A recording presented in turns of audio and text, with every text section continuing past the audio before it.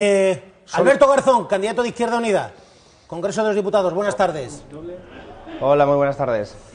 Bueno, primer debate, a usted, se lo voy a decir, a mí me ha gustado su intervención, eso sí, le he visto durísimo, durísimo, no sé si usted tiene la misma sensación.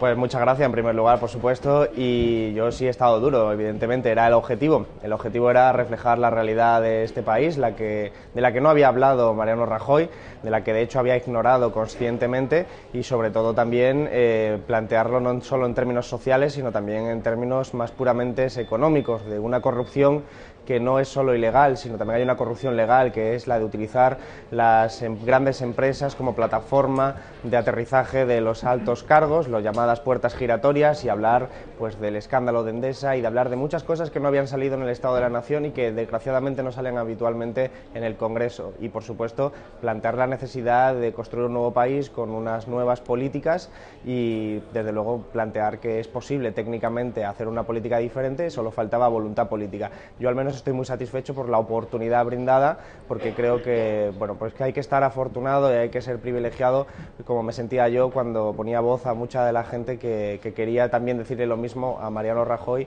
y que en ese momento pues pude ser. En eso el presidente tiró con bala. Es verdad que Izquierda Unida son poquitos comparados con el PP, señor Garzón. Bueno, el presidente y Mariano Rajoy siempre utilizan una especie de ironía en la que intentan ridiculizar al rival, y la verdad es que, bueno, eso es una cuestión de las formas que yo no comparto. Me parece que estamos hablando de algo mucho más serio, pero desde luego lo que no podría olvidar y no puede olvidar el Partido Popular es que nuestra voz representa a millones de personas, con independencia incluso de los votos que nosotros recibamos, y no puede despreciarlo como suele hacer, porque me parece que sería faltarle también a esos millones de personas. A mí no me preocupan los resultados electorales. Ayer era una oportunidad para reflejar una realidad que, insisto, Mariano Rajoy había ignorado. Yo puse ejemplos concretos, entre ellos también el mío, que hace unos años estaba yo teniendo que rellenar una beca para marcharme del país porque no había futuro, y precisamente estaba siendo afortunado porque me pude quedar y podía decirle las cosas claras a Mariano Rajoy. Pero le puse ejemplos de la sanidad, de la educación, de ejemplos que me cuentan a mí cuando yo estoy yendo por todos lados, ejemplos que yo vivo, y que sin embargo Rajoy no pudo contestar más que utilizando pues unas formas, yo creo que desafortunadas para un presidente,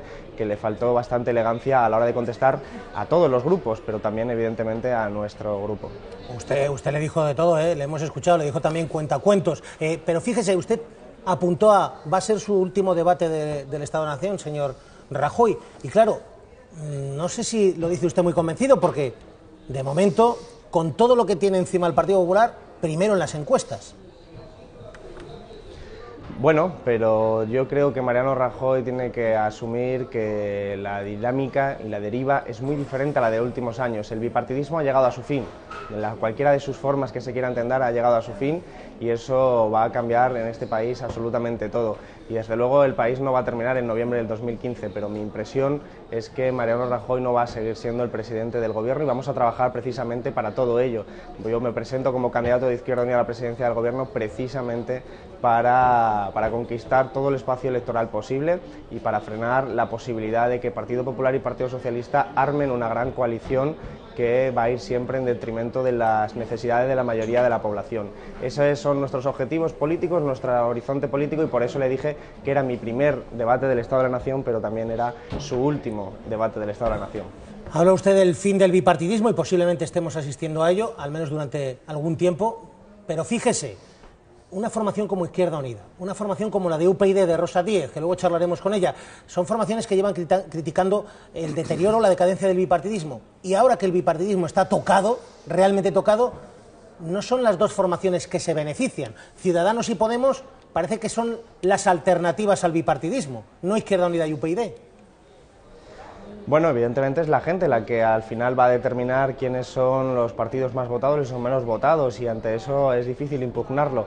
Lo que está claro es que Izquierda Unida tiene una larga tradición, una fundación en 1986, y siempre desde el principio luchando contra ese bipartidismo que hemos denunciado, hemos intentado, y para mí al menos Izquierda Unida es una organización que no puede dejar pasar gobiernos reaccionarios como los del Partido Popular, pero no puede ser muleta del Partido Socialista, porque Partido Popular y Partido Socialista al final siempre se ponen de acuerdo en lo fundamental, y eso también fue una de las patas fundamentales en mi discurso de ayer, en recordar que la mayoría de las medidas que han deteriorado la economía y la sociedad en este país han sido firmadas por los dos, por el Partido Popular y el Partido Socialista. En esa denuncia nosotros nos hemos encontrado con otras formaciones, sin lugar a dudas, y será la ciudadanía la que tenga que elegir a cuál opta por votar, o si quiere votar, el bipartidismo, lógicamente, pero nuestro esfuerzo es hacer mucha pedagogía política para recordar que la solución de estos problemas que estamos viviendo, la construcción de un nuevo país, se tiene que hacer desde los principios y valores de la izquierda, y por eso, a mi juicio, Izquierda Unida es el instrumento más útil para hacerlo. Yo voy a trabajar en eso, trabajo continuamente en eso, pero luego, evidentemente, es la ciudadanía la que con sus votos va a darnos o quitarnos la razón, al menos la razón electoral.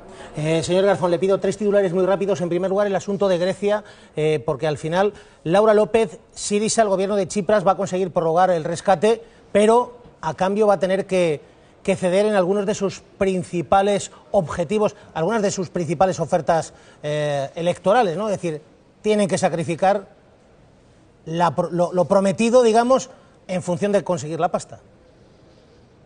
Hemos visto varias concesiones ya, Antonio, en ese plan, por ejemplo, en cuanto al IVA. El IVA, de hecho, lo que va a hacer es eliminar exenciones y también simplificar los tipos, lo que podría ser en la práctica una subida de IVA. También modificar las pensiones, hacer que se ajusten las prestaciones a las contribuciones. Sobre las privatizaciones, se mantienen las que están en marcha. Sobre el salario mínimo interprofesional, que asegura que lo iban a recuperar inmediatamente, ya no va a ser inmediatamente, se prolonga en el tiempo ante una posible negociación con los agentes sociales. Y sobre el gasto en funcionarios, sobre el recorte salarial, asegura que no se va a llevar a cabo, pero que no se va a aumentar el gasto en esta partida. Alberto Garzón, Izquierda Unida está absolutamente vinculada a esa formación política. Syriza, ¿está claudicando Syriza en estos momentos frente a la que usted me va a entender, la que manda en la clase, a la jefa de la clase, Angela Merkel, en 30 segundos? Bueno, está negociando y toda negociación va a implicar una pérdida de las posiciones originales. A mí me entristece mucho que las instituciones europeas no comprendan la profundidad del dilema, del problema. No se puede poner al mismo nivel los beneficios bancarios de los bancos alemanes que las personas y la vida de las personas, que es lo que está en juego en Grecia. Por lo tanto, me parece, pues en fin, una irresponsabilidad la actitud del gobierno alemán, pero una irresponsabilidad también la actitud de las instituciones europeas y también de Mariano Rajoy, que se puso del lado del verdugo, es decir, de los bancos alemanes, y me parece que es una batalla que todavía no ha terminado. Van a seguir muchas otras batallas en esas negociaciones y al final yo espero que Syriza pueda imponerse, y espero también que se imponga el sentido común y la razón económica, especialmente, para que entiendan que lo de Grecia necesita ayuda y no una bota al cuello. Es fundamental entender esto. 2 preguntas más respecto a Izquierda Unida. En las últimas horas, Gregorio Gordo, Izquierda Unida Madrid, Ángel Pérez, Izquierda Unida Madrid, escúchelos, durísimos con usted, al ataque. Era una necesidad política de Izquierda Unida montar esta crisis con la Federación de Madrid. Era una necesidad política quizá de algunos para provocar la crisis en Izquierda Unida, de algunos que trabajan para Podemos desde dentro de Izquierda Unida. ¿Y todo esto por qué? Pues porque 2 miembros de la dirección de muy cortos vuelos, entiendo yo, no me atrevo a llamarlos dirigentes, así lo han decidido. Y estos son fundamentalmente Centella y Garzón. Señor Garzón, ¿qué tiene que decir? Bueno, a mí no me preocupan esas declaraciones, lo que me preocupa son los problemas de la gente y la necesidad de articular políticas para resolverlo. Estas 2 personas han sido expulsadas de Izquierda Unida y no lo he hecho yo, no lo ha hecho tampoco Centella, lo ha hecho la Dirección Federal de Izquierda Unida. Entonces estas personas están fuera de Izquierda Unida y en la medida en la que entren en insultos, en difamaciones, como las de llamarnos traidores, pues entonces pasamos del lado de la política a un lado del lodazal o del barro, en el que yo no voy a entrar. A mí lo que me preocupa son las necesidades de la gente, cómo resolverlas. Yo vine a hacer política para transformar este país y no para discutir sobre traidores o leales a no sé qué historia que tengan en la cabeza. Por lo tanto, ningún problema, ninguna preocupación por estas personas que ya están expulsadas de Izquierda Unida y que por lo tanto para mí no tienen la mayor significancia. Luis García Montero, el poeta, ¿puede ser el candidato de Izquierda Unida a la Comunidad de Madrid? ¿Se lo ha pedido usted?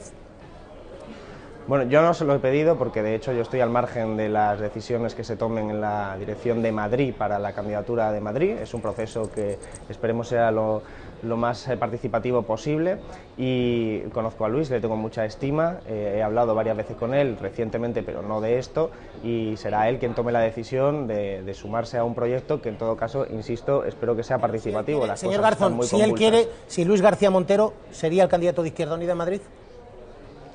Yo insisto en que no lo puedo saber porque el proceso tiene que ser participativo, nosotros no somos de dar dedazos ni mucho menos, y por lo tanto al final, aunque él quiera, tendrá que ser ratificado por todo un proceso. ¿A usted le gustaría? A mí Luis me parece un candidato excelente, pero para todas las posibilidades, y además es un hombre con una formación impresionante y sobre todo con unos principios y unos valores muy firmes, pero insisto en que para mí creo que cualquier puesto de responsabilidad sería adecuado. En el caso de Madrid, como se sabe, es todo tan convulso que el proceso tiene que ser muy cuidadoso y lo más participativo posible. Alberto Garzón, por cierto, me dicen que le acaban de mandar un mensajito desde la tribuna del Congreso, no sé si se ha enterado, me dicen que hace tan solo unos minutos, escúchelo, Rafa Hernando, dice que usted es algo así como el exterminador. También hemos tenido la oportunidad de asistir a las primeras comparecencias que en este debate hacían otros dos líderes de otras formaciones políticas. Uno que se presentó aquí como el gran derogador y otro que se presentó a su vez también aquí como el gran exterminador. El señor Sánchez era el primero de ellos. El segundo, por lo visto, era usted.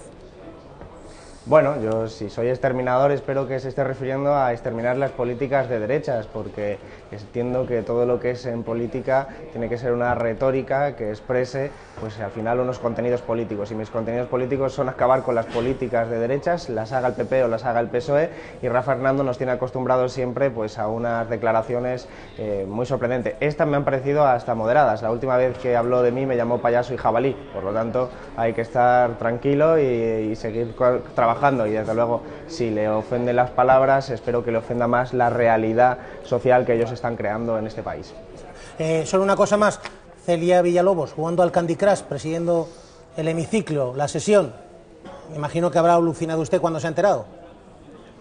Sí, además, vamos, yo estaba detrás cuando yo estaba hablando y no sabía lo que estaba haciendo, me enteré justo después. Bueno, creo que hay que hacer una revisión absoluta de lo que son los procedimientos parlamentarios, porque en muchos casos no tiene ni sentido. A esto le están llamando debate del Estado de la Nación y creo que hay formas que no tienen sentido que se consideren debate. Y no solo me refiero a personas que pues no estén presentes en el hemiciclo, que me parece incluso normal, sino que la presidenta esté jugando a un videojuego mientras están hablando nada más que el presidente y los portavoces de los grupos parlamentarios, pero otras formas que tienen que ver, como ejemplo, Pedro Sánchez leyó la réplica. Cuando uno lee la réplica, y a mí Guindos me lo hace en muchos debates, me parece que no le podemos llamar debate. Si tú tienes preparada la respuesta antes de haber escuchado lo que te está diciendo, esto no es un debate, esto se parece más a un teatro, y eso es algo que tiene que ver con los procedimientos parlamentarios que tienen que ser revisados absolutamente, porque con la disciplina de voto en muchos casos y con otra serie de fenómenos, al final pues parecemos más actores que políticos, y yo entiendo que el Congreso tiene que ser un lugar para deliberar, para poner las razones encima de la mesa y para poder llegar a acuerdos, no para enfrentarnos a una especie de actuación para dirigirnos a las masas, creo yo, y al menos tengo esa noción política que creo que se corresponde con los principios del republicanismo histórico.